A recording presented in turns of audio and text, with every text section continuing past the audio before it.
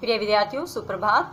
आज हम 9th class में हिंदी में गद्य खंड में जो फर्स्ट चैप्टर है जिसका नाम है दो बैलों की कथा वह पढ़ेंगे। इसके लेखक मुंशी प्रेमचंद जी हैं और इन्होंने हमें बताने का प्रयास किया है कि मात्र मनुष्य ही मित्रता का पालन नहीं करते अपितु जानवर भी बहुत अच्छे से मित्रता का पालन करते हैं। इसके साथ साथ वे हमें संदेश देना चाहते हैं कि जो स्वतंत्रता है, आज़ादी है, उसके लिए हमें कड़ा संघर्ष करना पड़ता है, वह हमें आसानी से नहीं मिलती। इसमें लेखक मुंशी प्रेमचंद जी ने दो बैलों के माध्यम से यह स्पष्ट किया है। दो बैलों में जिनका नाम हीरा और मोती है, उनके माध्यम से यह स्पष्ट किया है कि अगर हम चाहे तो कुछ भी कर सकते हैं। जैसे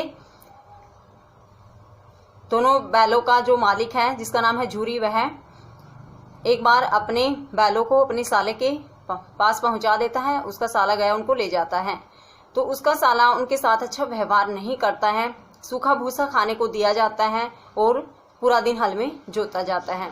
दोनों बैल बार बार विरोध भी करते हैं लेकिन अंततः उनको काम करना ही पड़ता है।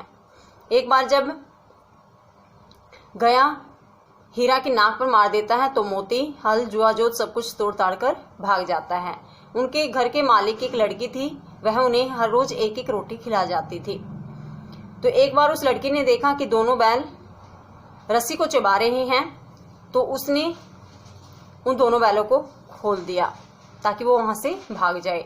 वे वहां से भाग जाते हैं, गया उनको नहीं पकड़ पाता और वे भागते भागते मटर के खेत में पहुंच जाते हैं। वो रास्ता भूल चुके थे, वो उस रास्ते से नहीं भागे जो रास्ता झूरी के घर जाता था। मटर के खेत में उन्होंने पहले पेट भरकर मटर खाए। उसके बाद इन्होंने देखा कि सामने से एक लंबा तगड़ा शरीर से सुडौल सांड उनकी तरफ आ रहा है।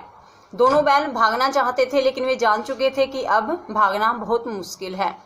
दोनों मिलकर उस सांड का सामना करते हैं। आगे देखते हैं कि आज पढ़ेंगे कि इसके बाद दोनों बैलों ने क्या किया और उन बैलों के साथ क्या हुआ। देखते हैं इसके बाद क्या होता है। जब वह लड़की जोर से चिल्लाती है कि फूफा वाले बैल तो भाग गए हैं, तो जो गया है वह बैलों को पकड़ने के लिए घर से बाहर निकलता है। वे दोनों भागे, गया ने उनका पीछा किया और भी ज्यादा तेज भागने लगे। गया ने शोर मचाना शुरू किया। फिर गांव के कुछ आदमियों को भी साथ लेने के लिए लौटा। फिर गांव के कुछ आदमियों को भी वह साथ लेने के लिए वापस लौट आया और इससे क्या हुआ कि दोनों मित्रों को भागने का मौका मिल गया। सीधे दौड़ते हुए आगे बढ़ते चले गए। यहाँ तक कि मार्ग का भी ज्ञान न रहा। उनको रास्ते का भी पता नहीं चल पाया कि कौन से रास्ते पर हमें जाना था। जिस परिचित मार्ग से आए थे उसका उन्हें पता नहीं था। जिस सही रास्ते, जिस जान पहचाने वाले रास्ते से वो आए थे, अब वे उनसे छूट गया था। नए नए गांव मिलने लगे। तब दोनों एक खेत के किनारे खड़े होकर सोचने लगे कि अब क्या करना चाहिए। फिर दोनों सोचते हैं कि अब हमें क्या करना चाहिए। हीरा ने कहा, मालूम होता है राह भूल गए, तुम भी बेतहासा भागे, वहीं उसे मार गिराना था। तो मोती कहता कि तुम भी तो वैसे होशो हवास खोकर भाग निकले, वहीं उसको मार गिराना चाहिए था।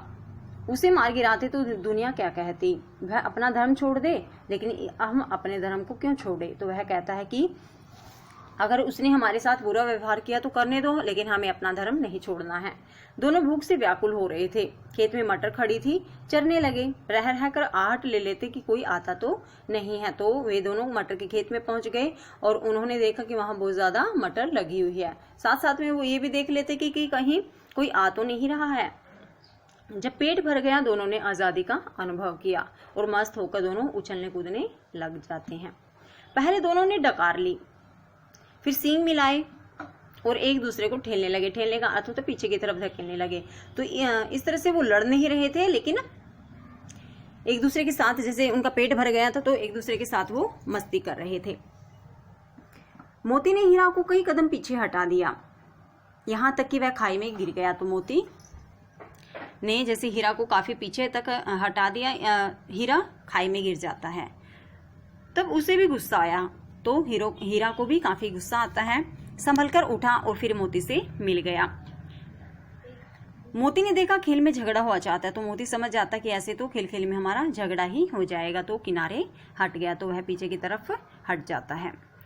अरे यह क्या, कोई सांड डोंगता चला आ रहा है। तो उन्होंने देखा कि एक सांड भागता हुआ आ रहा है। डोंगता मतलब कि जैसे रंभा कर चलता है, आवाज निकालता हुआ चलता है सांड।